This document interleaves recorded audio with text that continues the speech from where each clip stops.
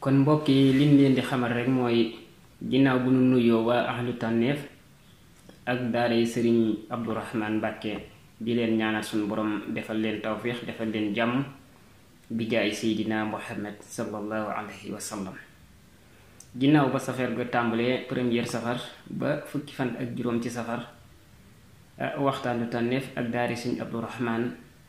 ñi ngi doon yëngutu ci wàllum njàngum alquranul karim ak xasida ak yenn waxtaan yoo xam ne tim yenn boroomi xam-xam doon nañ ko def ci biir daara ji muy yu am solo di leen jaajëfal bu baax a baax di leen ñaanal suñ borom defal leen tawféex defal leen jàmm te ñu fekk ko ay ati at. lim bi nga xamee tim jàng nañ ko ci alquranul karim toll na ci 20 kaamil ak ñeent lépp ñu def ko addiyay Cheikhina Ahmadou Bamba Xaadimal Mustafa. limu xaside yi tim takku na lool ba jàppuñu ko waaye tim lépp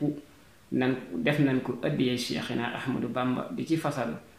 ñépp nag way daw li yépp bàyyi buñ kenn suñ borom defal leen tawfeex defal leen jàmm te yaatal seeni bàmmeel waaye dim di ci fasal ñi nga xamee ni tim ñu ngi ko doon taxawe ñu yàgg koo taxawe te yàgg jëf lu baax te suñ borom nangul ñu ko te defal ñu ko ca liggéey ba nga xamee ne mooy liggéey Cheikhina Ahmadou Bamba ba nga xam ne nii gërëm na ko bi jaay Seydina Muhammad sallallahu alayhi wa sallam. di jaajëfal ñépp nag bu baax a baax ni ñu ko defee ci safar gi rek ñu waajewaat ko tim insha allahu ci gàmmo gi rek noonu rek tàndeef moom ca kaw ca kanam ak daara sëriñ Abdourahmane ak képp ku ci nekk rek jërë ngeen jëf wasalaamu aleykum wa rahmatullahi wa barakaatuhu.